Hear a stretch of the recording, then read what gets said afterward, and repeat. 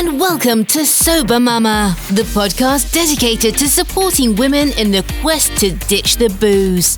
Join your host, Sober Coach and soon-to-be published author, Rach, as she talks all things alcohol and recovery. From real-life experiences to actionable advice on how to truly live your best sober life. Tune in to hear all about Rach's upcoming book, Sober Mama, and information on how to join her 90-day freedom program. Now, let's dive into today's episode. Hello, guys, and welcome to Sober Mama, the podcast. With me today is Jen Hirst. She is a trailblazer in the sober world, and you've been in this business a damn sight longer than I have, and sober for a really long time. I was looking at your bio. How long have you been sober for?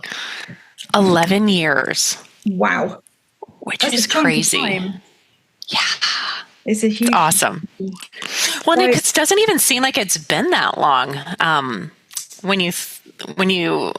But it also doesn't seem like it happened as well. Because who I was, a lot can change in 11 years, but who I was and when I was drinking I'm sure you can attest to, is so completely different to who I am today. And it's just yin and yang of what going alcohol free can do. Yeah, and it's like picking up one life and putting it down and then taking up someone else's. Like, I don't even resonate with the person that I was before. I'm not even sure we get on. So, yes. It's like really bizarre. What was it with I know it's obviously a long time for you now, but what was the crunch point for you? What was your story? What was the moment where you thought enough is enough? Yeah, well, I could get into my story or just what did it of that was it and I knew it. So I could go into my story, or if you just want me to kind of go into the click moment, either one is great. Whichever you feel more comfortable with. Okay. Yeah, I can go into my story, but I think when it comes down to it and I get asked this question a lot, is what was it for you? What did it take for you to finally stop? And when I look kind of on the spectrum of, there's so many, there's gray area drinking, there's really heavy drinking, there's occasional drinking, drinking just on occasion, things like that. For me, it was very heavy drinking. It was very severe withdrawals. Now, I didn't hallucinate. I didn't get delirium tremens or anything like that, but I did have severe shakes, severe anxiety, severe withdrawals. And I was someone where I drank. It started in pain from heartbreak. It turned into anxiety. Then it turned into, over the course of like 10 years, where that's what makes drinking so dangerous, is it can happen and you don't even know what's going on until you can't stop. And that happened to me, where I would give myself these goals of, okay, if you can go 5 days, then you're not an alcoholic. And branding myself as that prevented me from seeking help for so long. I'm an Enneagram 3. I'm a type A perfectionist, achiever. I got great grades. I had good parents who rarely drank. And I had this image that I had it all together. And I could get this and win this, but secretly, and when it turned from heartbreak from my second boyfriend to turning to, I didn't know what to do with all this sadness and all this change. And so I go back to what I knew was, well, I can just take this away. I can just drink. And so not that it happened overnight, but over time, the more anything that kind of got hard, anything that felt uncomfortable, especially coming from an introvert who suffers from social anxiety, wanting people to like me, anytime life got hard, I would drink. I'd be like, oh, I can just ease my anxiety, give myself some liquid courage. And so over time, I just developed it into this habit. And until I needed it to even try to feel semi-normal, the withdrawals were so bad that the only thing that would make me feel better was to drink. And so I started to lose things. I started to lose my car. I got my second DWI. I lost my job. And for me, it really took almost on the bridge of not waking up, where I think we can to some extent, like we've drank enough to be like, holy smokes. But this was an everyday occurrence for me. As again, so you wouldn't notice that when I post my before and after pictures, and nothing's really an after picture, it's just my life of this is where I am today. But you wouldn't know what was going on because back then, we didn't share things on Instagram. I didn't post things on Facebook. I didn't want people to know that about me. I did my drinking in secret. I did it to cope. I did it at night. I did it when I was alone. I did it when I was working around the clock. And so people wouldn't know what was really going on. So that's why I always say, and I have this reel that I did where I would post my engagement pictures. I posted my wedding day, and I was drunk in those, but you wouldn't tell it. I put on a great face. I hid it really well. Not even my fiance knew what was going on until after our wedding day. And I completely broke down. I just said, I cannot do this anymore. I'm done hiding it. I started drinking around the clock. I would go into different forms of alcohol, like rubbing alcohol. Mouthwash was my drink of choice the last 2 years, until I physically felt myself shutting down. And I didn't really know until how much time I had left. Like I said, I lost my job from drinking. I lost my car because I got a second DWI within 10 years, blowing over a .2 in the United States. I didn't have any money, and I was on the verge of losing my marriage. And it wasn't until, there was just so many things where my husband had kicked me out because I had been caught drinking. I was staying with my parents. They didn't know what to do with me because they're like, we can't trust her. I would go to inpatient treatment. I've been to inpatient treatment 3 times.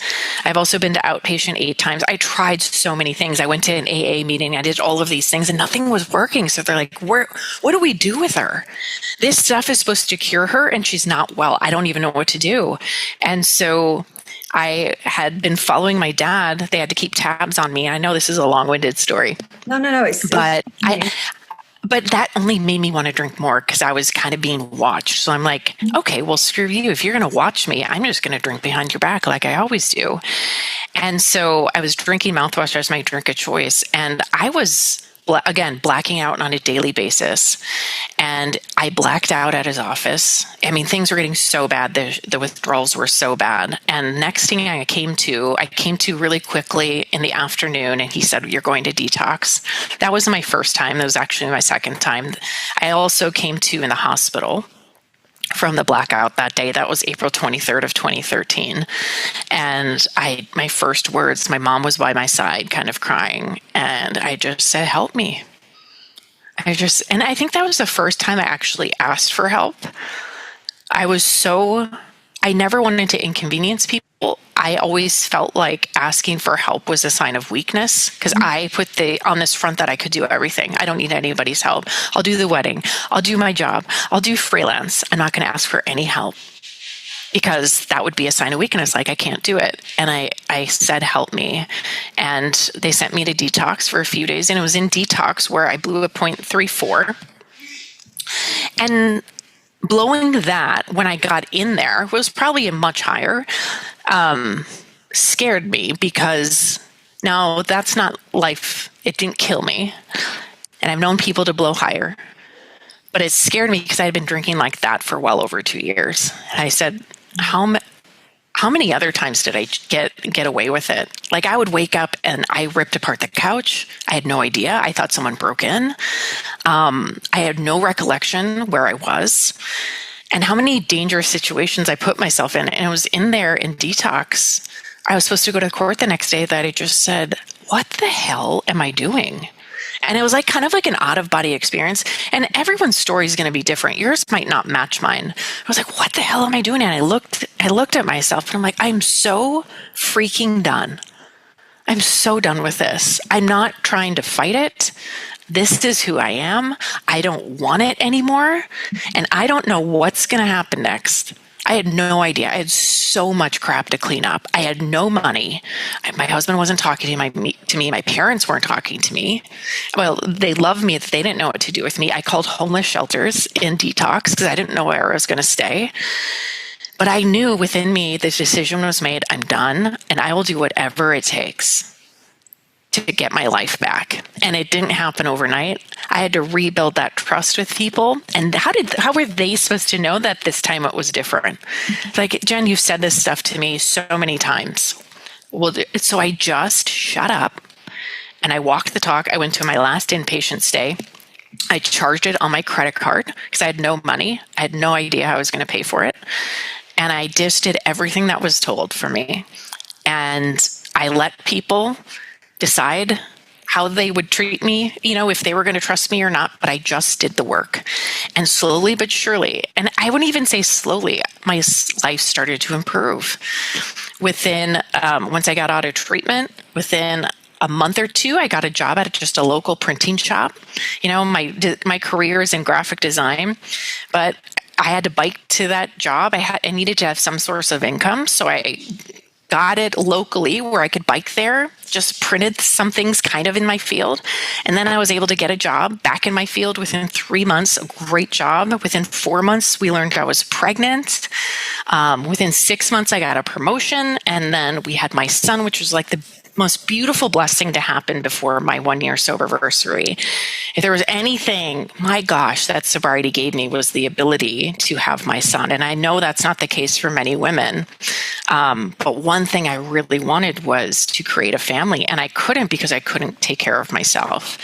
And so it's just a testament of sometimes when you treat your body well, and I know for many of us, we don't have control over that, but how it can respond and how it can recover and repair itself. When you treat it well, when you feed it well, when you move it, when you give it what it needs rest, all of these things. So it was amazing, but that was the turning point. It wasn't just one thing. It was many things stacked on top of another to get me. It was that inpatient stay. It was the other inpatient stay. It was me losing things. And I'm very stubborn, which I think many of us are. I'm like, if you don't tell me I can do things, just watch. I'm going to prove to you I can moderate this thing. I'm going to do it, and you're going to watch and see. And I couldn't do it, and I couldn't understand why. I'm like, why can't I do this? And I would beat myself up. But it's not supposed to be moderated. It's addictive. And I didn't know that. I wish I would have known then what I know now. But also I don't want to take anything back because I'm so happy with where I'm at today, the 2 beautiful kids that we were able to create, how I'm able to give that back. But I wouldn't have had that and the growth that sobriety offered me through that struggle of how I've gotten to know myself and accept myself and love myself. That would have been possible if I didn't go through that. But I just had to learn the hard way. I'm like, okay, just watch. Okay, I haven't lost my job. Okay, shoot, I lost my job. I haven't lost my car. Okay, shoot, I lost my car. I'm like, wow, I think I'm going to have a heart attack soon. And it just took me to that point to get there. And I'm not sure if your story is similar, or I think that's just the beauty of sharing your story, because you get to see what people have been through. And man, it's so inspiring. And so that's just my own personal experience. But today there's so many wonderful things available. Alcohol-free options, the groups, going alcohol-free normalized, right? Accepted, and as a wellness that we want to take care of our bodies, we want to take care of our brains. It's not because we have a problem, it's because we want to live a better life. It's because we want to feel better, because we want to be better mothers. I'm such a better mother because I'm alcohol free. I'm able to be there. And my God, watching the movie Inside Out 2 with my kids, telling them, going through them, explaining to them how to process feelings. I wouldn't be able to do that if I was still drinking, because I'd be just suppressing them. So super cool. That's a little bit of my story, but that's kind of what it took for me to get to stop for good and never want to go back. And it's hearing your story put that way, because I've obviously read about you before I contacted you, and reading it on paper and hearing it, 2 very different things. Like what you say it's so impactful. So for me, I didn't, like you, properly hit rock bottom. It's horrendous. Like when I went through withdrawal, it was kind of a non-event. I was still able to have one night off a week. I was drinking between 1 and 2 bottles of wine a night. And so much of what you say resonates before you kind of got to the sort of really dark stuff, in so much as I'm a perfectionist, workaholic, thought I was nailing life, spinning loads of plates, got it all together. And I don't know if you find this with clients, but I've certainly noticed it as a pattern, particularly with mums, is that we live in an age where we're told you can have it all, but not one person seems to be out there saying, but having it all is really fucking difficult, really difficult. And when we're sold this narrative that we can be all things, I mean, what a wonderful, age to be living in. But the pressure of that, particularly now, like you said, with social media, that wasn't there when, we were younger, having to kind of navigate all that. I would not want to be a teenage girl growing up, with that in play. And yeah, I just think that, and it's so interesting, isn't it? Like the narrative around addicts is often, I think there's this presumption that people are lazy, where actually nearly all of the addicts I've met are highly motivated, highly intelligent, super passionate people. They're just focused on the wrong thing. And when they apply that to sobriety, they nail that completely as well. But yeah, it's not the kind of lazy, I don't know. It's always seems to be people who are highly successful. Yeah, and high achieving people of where we get overwhelmed. We have a lot on our plates. We're trying to manage. We're trying to be, again, perfectionists. So many people who struggle with drugs and alcohol are perfectionists. Mm-hmm. And what do we do with all of this need to be perfect and have all this? And again, especially with social media, the need to try to put on this image for other people of what our life is like, and staying up with this, posting every day. Like, it's so much that we want that release. We want that time to just to shut our brains off. Mm-hmm. And of course, we felt like that, and we could get that with alcohol because that's what we've been fed. Oh my God, relax, have a glass of wine. I read about it all the time. I see it in my kids. Yeah, I see it in the kids' movies. It's so eye-opening once you step away out of the matrix and you take a step back and you're like, oh my gosh, from the songs I hear to the things I see, to now viewing it as a mother, watching my child experience it and see it. Now I can give myself a little bit of grace for turning to the only thing I knew how to cope when life got hard, when it was overwhelming, when it was difficult, when I was going through a breakup. I went to that because that's how I was programmed. That's what we were taught.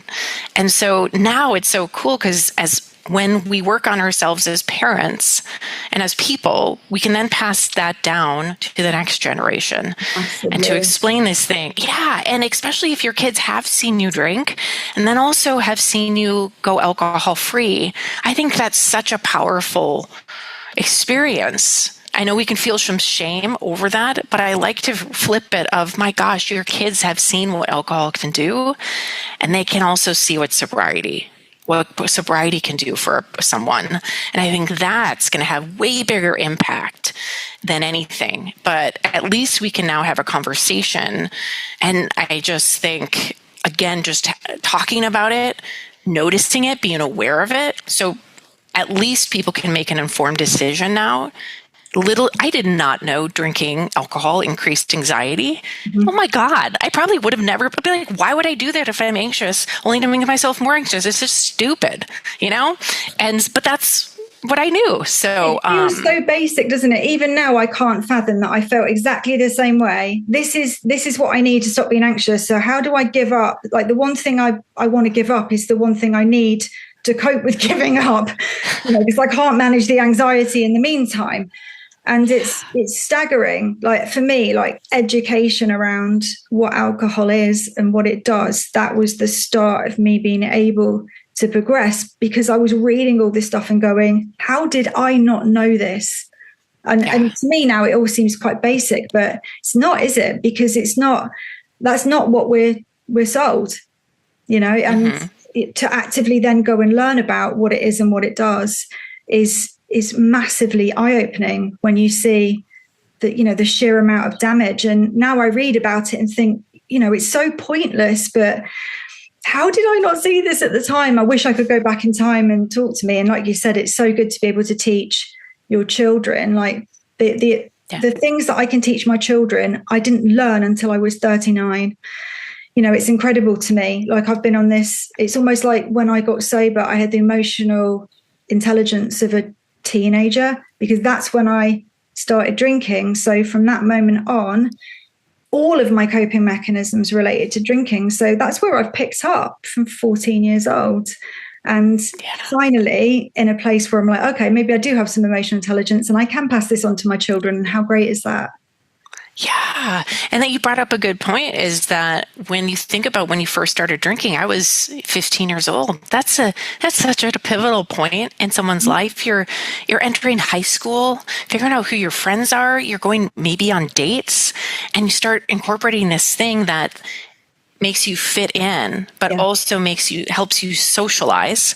So we don't really even know how to socialize with anybody because drinking's always been involved. So we really have to learn how to do all of these things. Everything. Like, as an adult, it's like, oh my God, how do I talk to people? I have no idea. And how do I become okay with myself, being myself, and just doing it anyway? And I think that's the whole thing is, hey, it's okay to feel uncomfortable. And one thing I say to myself is, you know what? I'm not going to die. Like, that's just like one thing I say to myself all the time. My kids say to themselves, you know what? I'm not going to die. I can go to school and I can feel scared, and I will not die from feeling scared. But you can die on the action you take based on that feeling. So whatever you do with that fear or that anxiety, the action you take could have a very different result. But I just need to breathe, move my body, all of those things. So stress management, all of those things is what I teach a lot in my groups, because that's really what it comes down to, being able to deal with discomfort and choose other methods to help calm you down. I was going to ask, so you said you read a lot of Quit Lit. What's your favorite Quit Lit book, or books that you would recommend, or books that really helped you? I know you have yours coming out, but what were some that really helped you? So it wasn't like a mainstream book. It was, at the time, I don't think, it was Craig Beck's Alcohol Lied to Me, which I think he self-published. And it's quite repetitive, but I needed that at the time. I needed someone to tell me over and over again that alcohol is just ethanol in pretty bottles. He says that quite a lot, but for whatever reason, I actually listened to that book as like an audio, and I just remember lying in bed listening to it and thinking, how have I missed this? I'm a smart woman. How have I missed this? So, and I don't know if it was that book specifically or just that it was the first kind of one that I listened to, but it was a huge eye opener for me. Yeah. Yeah, that was a great one. Go-to? I mean, there's loads. I like Quit Like a Woman, although I do find that one quite heavy. And it's, I like the Quit Lit that's easy to read and that I can resonate with, and that's story led, rather than science based, which is kind of where I've tried to go with my book. I wanted to make it funny. Because I love having some humor in it. Yeah, absolutely. My favorite, it is kind of sciencey, is This Naked Mind. Yeah. That one changed. That one just completely, like, getting out of the matrix. I had no idea alcohol was a drug. Yeah. Even like 4 or 5 years into my sobriety, I'm like, what? I have been doing drugs this whole time? And it was so, like, when I discovered this, it was right before we went to a Garth Brooks concert. I took my husband to that. And I'm like, and then I saw everybody drinking beer, selling beer, getting hammered, and making it fools of themselves. I'm like, what are we doing? We're selling it. We're acting like fools. People aren't thinking clearly. Then they're driving home. They're making bad decisions. I'm like, this is messed up. And we're acting like it's cool, like it's fun. And so that one completely changed my mindset. I also just read Beyond Booze, by Sarah Rusbach. It just came out. I really, really liked that one. It has a lot of good tips. And The Unexpected Joy of Being Sober, one of my favorites by Catherine Gray. Just positive, but it gives a lot of tips and because that's what I would have wanted. I would have been like, how do I do this? What is helpful? Tell me about it. Then tell me how to get through these things. How do I get through those first 30 days, the first couple days when you're feeling so much anxiety, you're having cravings, all of the what ifs. What do I do with that? What can help me through that? And so I found those books to be really helpful. Yeah. And that's what I recommend to my clients too. Yeah. The thing you said about wanting to know what to do, I was, when I wrote the book, when I quit, I was desperate for anybody to tell me what to do and when to do it. And I would have followed to the letter. If anyone said to me, this will get you sober, I would have just done it. It could have been throw yourself off a bridge. I would have done it. If they said this is going to cure it. So I wanted a book that encapsulated that says, this is the time, this is the time scale, this is what you're going to go through, this is what you need to do to get through it. Just like spoon feeding almost. Because I don't know about you, but during that whole period of time, my head was all over the place. For the first sort of 2 months, my brain was dominated with thoughts of drinking. Couldn't really think of anything else. But much like you, I did notice that the transitions over that period were super quick. Like within 2 weeks, I felt like a different person, like 2 short weeks. And my skin completely, I had really bad acne, all the sugar. My skin was horrendous. My face was bloated. My eyes weren't as white. Like there's so many things. And after 2 weeks, I'm just like, wow, like the difference was huge, way better than Botox. Right. I know if they could put sobriety in a pill, it would make millions. Oh my God. Oh, yes. The irony. Stick it in a pill. I know. Well, I know. It's just like the glow, the inflammation, like reduced of inflammation, everything. Like if that was people would pay millions for it. And it's like, it's this one thing, but people are so hesitant to give that up of like, oh my God, because we don't really do that with anything else. I guess maybe with sugar, that's hard to give up. But it's like if someone were to give up, soda or broccoli, it'd be like, oh, great, good for you. And of course they'll say, many will say, oh, good for you, you're giving up alcohol. But people never ask you, oh my God, why are you giving up broccoli? Yeah. Like, do you have a problem?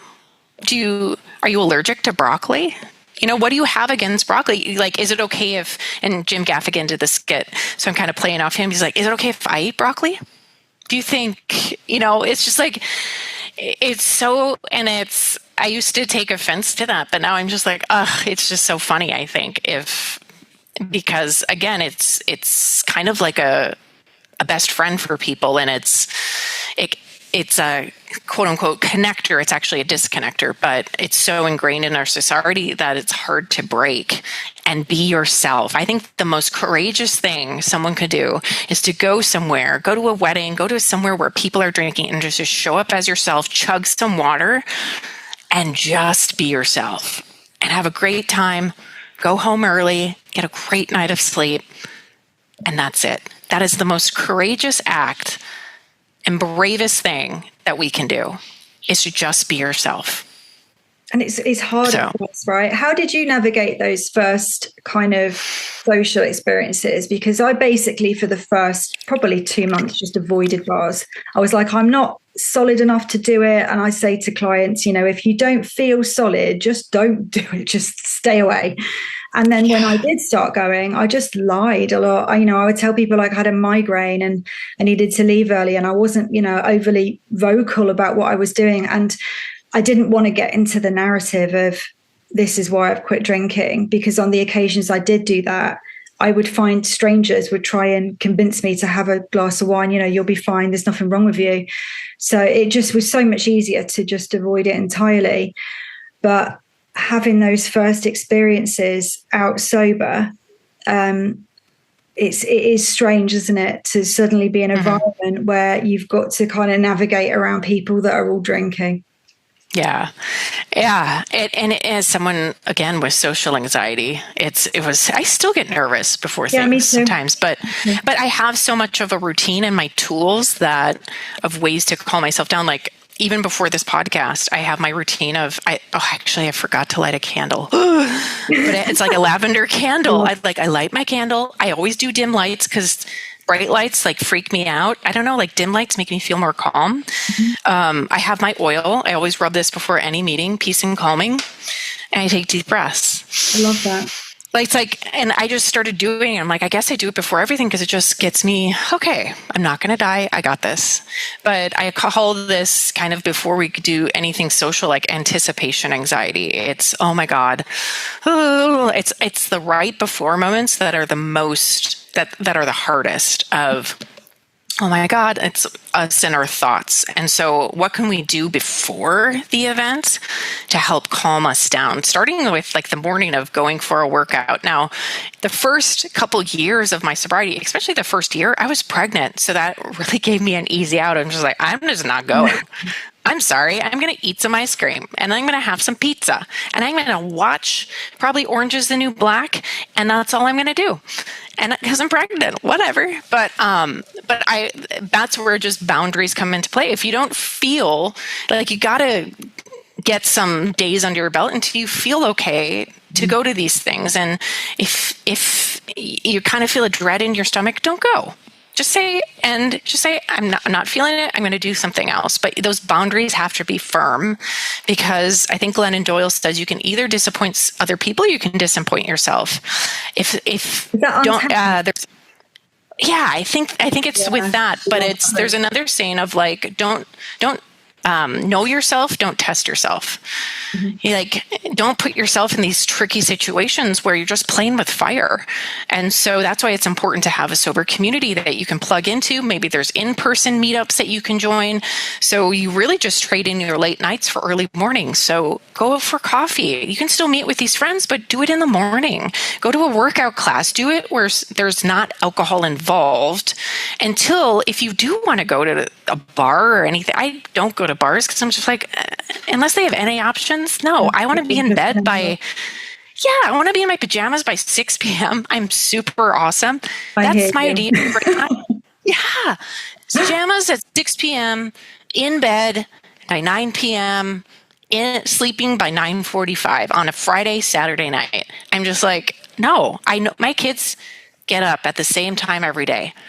If I stay up late, I'm stealing from tomorrow and I'm going to be crabby tomorrow. I value my sleep like no one's business, but anticipation anxieties. But again, working through those things, moving your body, going for a walk, drinking a calming tea before you go out, taking deep breaths, all of plugging into your sober community of like, what could help me right now? Move through this and calm that anxiety a little bit more. I'm not going to die. And I can do this. I can always leave early, arrive late, leave early, and always pack your non-alcoholic options. I always talk about packing a cooler. I bring a cooler with me everywhere.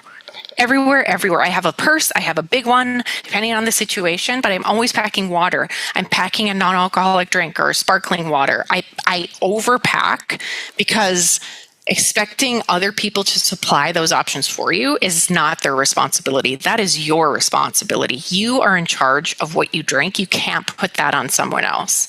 So just a little bit of prep helps me feel like this is something special. If we are going to like a wedding, I'll pack some non-alcoholic wine. I'll sneak it in my purse just so I feel like I'm drinking something special instead of water. So doing those things, doing a little bit of prep work helps me feel more confident as I go in, and then giving yourself permission to leave when you want to. Yeah, absolutely. It's I love the cooler idea, and it just reminded me, completely off piece, but I've got a friend, I will not name her, who actually packs a small suitcase that she leaves in her car in case she goes out and decides that she's going to sleep with a man. So she's all jacked up, ready to go. She's got her makeup in there and everything. I just think it's hysterical. But yeah, properly prepared. I mean, you never know. You never know who you're going to meet, where you're going to end up. You want your pajamas. You're like, oh, I got all that stuff in my car, freshen up, all of that stuff. I love it. But, if it's anywhere longer than 2 hours, I'm always packing a cooler. Just if it's dropping the kids off, if it's going to a party, I'll pack more options. I always say double up whatever you think you're going to drink because you just never want to run out. Yeah, no, definitely. What do you think for you have been the best benefits of getting sober? Like your top 3, like what do you think are the things that you value more than anything else? Like, because for me, they're quite basic things. Like, and one is completely vain, like the effect it's had on my skin and the way that I look. I spent thousands on products over the years to try and fix those issues that have just been instantaneously resolved by drinking loads of water. Go figure. And sleep. I never slept through. I would wake up at 3 a.m, like clockwork, every single night. Not just wake up, but wake up with almost like I'd been shot, with serious panic. And then this kind of internal self-hatred. And I would go back through everything I've ever said or done that's horrendous and just, become a shell of a person before I even got out of bed that morning. So then by 4 or 5 o'clock in the afternoon, all bets were off. I was just ready to get rid of that feeling. It was just that sort of continual cycle. So for me, just the sleep, and that's how I got through my first week sober, was saying to myself, if you have one drink, you're not going to sleep tonight, and if you don't have that drink, you're going to get 8 hours, which was just delightful. Yeah, I so agree on the sleep thing. And I always say, because when you remove alcohol, especially in the first 30 to even 90 days, your sleep can be all over the place. You can have insomnia, especially if you use alcohol to fall asleep. It can take a while for your body to recalibrate and repair itself and get into that natural sleep rhythm. But I'm like you, I value sleep so much. And what I say is 2 hours of sober sleep, even if you don't sleep at all. I know it sucks, but it's still way better than 10 hours of drinking sleep. Yeah. And you'll eventually get there. And there's certain ways that you can wind yourself down, and magnesium and all of these wonderful things. But the sleep part is huge. And I set really strict boundaries with sleep if there's a concert, maybe once a year, I'll stay up a little later, but I'm just like, I value my tomorrow self so much, and my body naturally wakes up at a certain time. So, the sleep part is huge. I think lowered anxiety is one. Oh my God. And maybe I have 4, but and I think it's really, it's such a amazing path of self-discovery. Like, who am I? And learning to be okay and actually love who that person is for how different I am than other people, and accepting that person. It's also allowed me to have my kids. I would never be able to have the 2 most important things to me in my life if I didn't go alcohol free.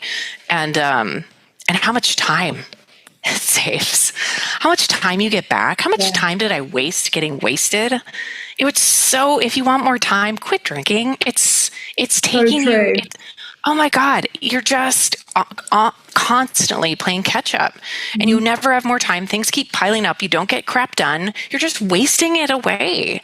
And so what is the thing that people want most? It's time. I don't have enough time. I'm so busy.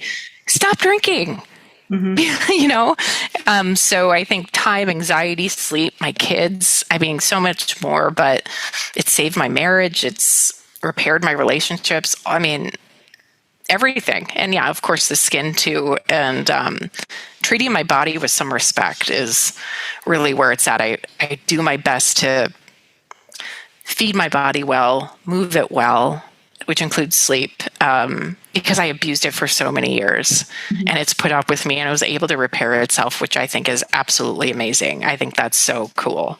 So that's kind of my philosophy, is treat your body well, and it will respond back appropriately. So it is incredible. And even as you were talking then about having your children after you quit, I was drinking when I had very young children. And to this day, I don't understand how I was able to get up and function. And it's amazing to me, the amount of people that are kind of deep into drinking that say, I don't know how I'll cope sober. And it's like, well, I don't understand how you cope while you're drinking. Like, how did I get up grossly hungover and grind through my day and look after those kids and hold it all together and appear on the outside to everybody else that nothing was wrong? I don't even know how I did that. But sobriety is a damn sight easier than it is to drink. It's such hard work to keep up any addiction. It really is a slog, right? Yeah. Well, and I like to think either way is going to be hard. Like, it could be easy. You can look at it, oh, it's easy. But I have to be honest, either way is not going to be perfect. It's going to be hard. It's going to be hard to keep drinking. It's also going to be hard to get sober because now you got to deal with stuff you were drinking to suppress, drinking to not feel, drinking to run away, to numb. Now you got to face that head on. And that's where people are kind of like, oh my God, now I actually have to feel things and I have to do this. And I don't have that thing to yeah, it's scary. But the more that you do it, the better you feel and the more confident that you get. And you can't say that about alcohol. Yes, it's going to be hard the more that you do, and it gets harder and harder the longer you go. Sobriety gets easier and easier the longer you go, the more days that you have. So either way is going to be hard. And we've heard this analogy before, but choose your hard. It's going to be hard either way. I would rather go through life and see what I could do with it rather than continually staying stuck, staying small, and having consequence after consequence, no time, stressed out, no sleep. What if I just gave this a try? I'm not going to die. But what if, let's just see what's possible, what I could do with this. Could I take, I would say a 100-day break, because 30 days is too short to experience the benefits, if not 6 months.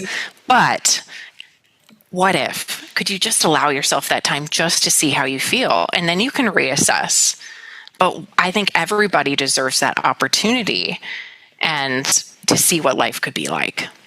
It's so weird you said that. I literally recorded a podcast earlier on today where I talked about committing to quitting for 3 months, because at 2 months, you don't know what it's like to be sober because you're so bloody miserable. And if you conclude that that's what sobriety looks like, well, you're never really going to know. And the only way to know how much different your life can be is to give it a shot.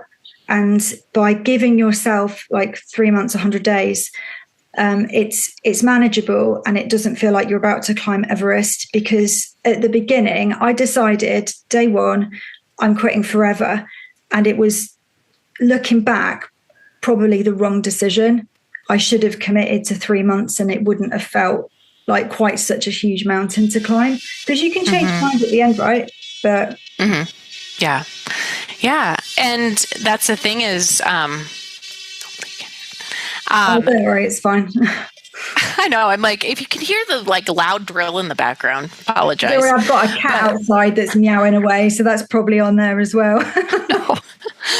Well, and I so agree is that, so many people, and dry January is fantastic, dry July, sober October, but all of these people are going alcohol free and it's getting so much publicity, which is fantastic, but you're actually just going through the hard parts of sobriety. And I know you start to you start to feel good at around 2 weeks, but who knows how long it's going to take for someone. So it's like you go through all that and then you start drinking again and you're like, oh, but you haven't gotten to the really good stuff of like feeling naturally happy, producing dopamine naturally, all of these other things. And so that really can't be experienced until you go those, 100 days, 4 months. But it can also just help people go, you know what? Take that forever off the table. That freaks people out. It's like, oh my God. Okay, can you do 100 days? Okay, if that's too much, can you do 30 days? Can we commit to 30 days, then reassess? But I really think like you, 100 days, you can do it. Yeah, it's going to be hard, but so is drinking. Yeah. And why not? Why freaking not? I wonder what could happen. What if it all works out? And then you can reassess, but take forever off the table. Give yourself, 100-day goals. You get a tracker. You track those days. You get a community, and then just see how you feel. And it's really eye-opening. It is massively. And to anybody watching that thinks, oh, well, maybe that's not the case for me, Google pretty much anything sober related, there is nobody that gets 3 months sober that says drinking is better. Nobody. Everybody gets sober and is like, it's good to be sober. Anybody that goes back to day zero is gutted to be there. You know, there's a solid pattern there. So when you read all of this, you can almost take it as a guarantee that if I can just do those 100 days, life's going to be sweet. So it's just about knuckling through it then, you know, and then I sort of describe it as being like a dark tunnel where you sort of got to start off and you can't see the end of it. And you've just got to trust that it's there, get on your hands and knees and crawl. And the further you get into it, you start to see sort of flickers of light and you see that there's an end and it's coming. And then when you do get to the end, it's that kind of glorious getting out into the sun and going, that was worth it. Yeah. It's that saying, trust the process. Mm-hmm. You might not understand it all. You might not experience it all right away, but it's there as long as you're doing the work. And what I mean by the work is, you know, reading about it, getting in a community, mm-hmm. moving your body, doing these, figuring out stress management techniques. How do I get through the trigger hour? Like researching it. And with any new thing, like say, for instance, we were diagnosed with cancer or we had a disease or we got some illness, you would want to read about it to figure out how can I, you know, what's the solution? What are different methods? You know, I was diagnosed with ADHD last year. Okay, what are some different methods to help me through ADHD and what helps my brain better? And so I learned about it. So do that same thing with going alcohol free. Read Quit Lit, learn about it, read stories, and then reassess at the end of those. And again, you might not feel like, oh my God, this is the most amazing thing ever, because again, we're going to have to face and feel things, but that's life. Is you feel the good, the not so good, the in between, all of those things, and all of those things need to be felt. We cannot suppress them. And so there's that quote by Brene Brown. It's like, you can't numb the bad without numbing the good. And so, yeah, you're going to have some sadness and a lot of those things, but you're also going to experience actually pure joy and natural dopamine and natural happiness. And that will come, but you've got to trust the process. Yeah, it's so difficult, I find often to just explain it. And I think the only way that you can really learn it is to learn it for yourself. And the kind of irony is, because anybody that's addicted to sort of any substance has got that kind of addictive brain. When you start reading Quit Lit, it becomes like a new addiction in itself, but like a healthy one. Like when I had a hiatus from running. And when I start running again, I have to commit to 6 days a week with one rest day, because 4 days a week won't cut it for me. I'll get bored and I'll stop, because I've just got it's perfectionistic, all or nothing thinking. But I think, you know what, for this, it's positive. I'm exercising. So if I do 6 days rather than 4, yes, I'm going a bit hell for leather, but you know what, no harm's going to come from it. And I think just having, and yeah, when I started researching alcohol, it became like a new obsession. And I'm sure with you saying you're perfectionistic as well, the same thing happened to you. Yeah. And I honestly just followed the steps of what they told me of, okay, go to this AA meeting and get this sponsor. And I was taught to do AA after when I got sober. But it's really eye-opening, because I did kind of cross addict and even before I was drinking, I had periods of sobriety, but I would cross addict into exercise. Mm-hmm. And again, those are really healthy things to channel your energy. And I think that's what feel this anxiety. What are we going to do with it? Like we can sit there and blah, blah, blah, blah, blah. But for me, I have to move it through my body. Mm-hmm. And so we move it through our body through movement. And so that's really helpful, like a walk. I'm really big on going on walks, run, cardio, weights, yoga, Pilates, all of those things can help just move that anxiety through your body so you feel so good after. And so that's what we really want to go for, is through that after feeling. But I feel you on the books. Like now I'm like, I need to stop buying books until I can actually finish one. Because ADHD, I'm like, I'll read some and then I'll be like, ooh, this one's new. And then I get yours. I'm like, oh my God, I want to read that. I'm like, I need to finish a book here. And I'm not going to buy any more books until I can finish them. And we'll see how long that lasts. But I love it. I love knowledge. And that's really what I've kind of dove into is learning. I love to learn. And I love to apply what I've learned and teach that to people to help them navigate this.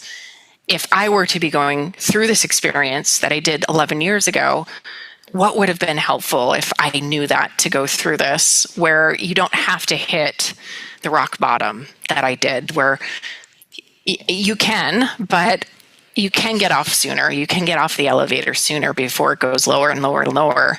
And here, let me guide you through this process to make it a little bit easier and make you feel a little bit more comfortable and more confident, and have you just embrace what this decision, and that's what I hope to do in women, is to embrace this decision, to stand tall about it, to be proud of it, to own it, to not be afraid to share it, of what they're, or just being alcohol free. Because the more that we can encourage people to do that, the more that people know there's an option and an opportunity of, we can be that light, we can be that example, not if it's for our kids, for our friends, coworkers, of just standing tall and not being ashamed of this decision. Why be ashamed of something that changed or even saved your life? That has all of these, like you said, from the skin to the anxiety to the sleep to the more time, all of these positive benefits, but people are so afraid to say it because if we're scared, we would be judged. But as long as we own it, we stand tall, we smile, we show up, we bring our NA options, and we don't preach, we just show up and we go alcohol free, we say we're alcohol free, whether you're doing dry July, the more it gives people the opportunity to do the same if they choose, or they know they can reach out to someone who's also doing it. Chances are they're just looking for someone to go first. Yeah. Like, oh, okay. Well, see, Rachel, like, she's doing that. She looks great. Her skin looks great. She just went on a run. She's smiling. Well, maybe there's something to this. Like, she can go to this thing and not drink. Maybe I can too. Maybe I can ask her how she did it. So that's what I hope to encourage, because I hid it for so many years, and I hid my sobriety for so many years. I didn't even talk about it the first 4 years. I was kind of in the sober closet. And the moment I did, my life changed. And not overnight, but over time. And that kind of led me to this career as now a coach, a sober coach, and then running a membership and coaching programs, all by me coming out and just, screw it. This is who I am. Judge me, whatever. I don't care, but this saved my life. And I'm going to start talking about it. And you can listen or not, but that's, yeah. It is really amazing. And I think, the kind of bravery in particular of sharing your story, because of how, dark it became, that is what really resonates with people. And certainly that was the sort of stuff that resonated with me when I just started out. And actually, having spent most of my life before that desperately people pleasing and desperately trying to get people to like me, I have found it so cathartic to just lead with my flaws. Because what's anyone going to do to you after you've laid all that down there? Nobody can come at you with hatred. Well, all right, well, you're not going to hate me any more than I've hated myself. So, jog on. There's a real joy in being completely vulnerable and going, yeah, I've completely fucked up. Anyone else in the room? Yeah, own it. Just like you and I are sharing our stories here. Yeah, I drink mouthwash. Yeah, I cheated UAs. Yeah, I got 2 DWIs. I did a bunch of, woke up with people I had no idea who they were. It's just like, oh my gosh. Look at you, right? Yeah, you're just like, but you wouldn't know that by seeing a picture of me. You wouldn't know how dark it got, how bad it was. I think the only people that know are my husband and my family. But the more that we can just own our story it has less power over us, and it also reduces that shame that we have over things we did that we feel regret over. So yeah, that's why it feels so comfortable to share it, just because it's my story, it's who I am, and this is how we did it, and hopefully it helps. Well, I'm sure so many people are going to resonate with what you've said. It's really powerful to listen to. It really is. If people want to get in contact with you, you've got your, I've written the name, but I've not written the website address. So what's the website address for Lighthouse Society? So this is your company that you founded. If people want to get in touch with you for coaching, how do they do that? Yeah, you can go to my website, joinlighthousesobriety.com, and that has my programs coming up. It has my membership, which is ongoing. My programs happen a few times a year, but right now we're getting into dry July, so we're going to do a challenge, but I really like to make this fun. I like to make it exciting. And so we have book clubs, we have workouts, we have nutrition talk, we talk about thoughts. We also have craft events. We just had an Inside Out 2 movie discussion right before this, because I'm like, go out and see this movie. This is fantastic. You guys all have to see it. So I want to make this fun and exciting, because that's what sobriety is. It's not something to dread over. It's something to celebrate. Get excited about this. I don't want you to have to stop drinking. I want you to want to stop drinking, because it's opened up so many doors for you and makes you feel so much better. So that's really what the membership is about, is meetings and coaching and trackers and check-ins and all of the things to help you stay sober. And then my programs are really there to guide you to get sober step by step of talking about possible withdrawals. Like, before you even give it up, here's what you may experience, and here's what can help. Let's do this together. And days 1 through 7, boundaries, all of those things. So yes, you can go to joinlighthousesobriety.com. You can also on Instagram, and I'm at Jen Hirst. So you can follow me on there for more info and inspiration and checking out what I'm doing. Amazing. Thank you so much for your time. You've been an absolute delight. If we can, I'd love to do it again after, or like maybe closer to the book launch. It'd be great if you could give your thoughts on that. That would be fantastic. Yeah, absolutely. I can't wait. I'll add it to, I will not buy another book, and yours is on my list, because I cannot wait to dive in. Thank you very much. Well, thank you so much. You've been an absolute pleasure, Jen. Thank you.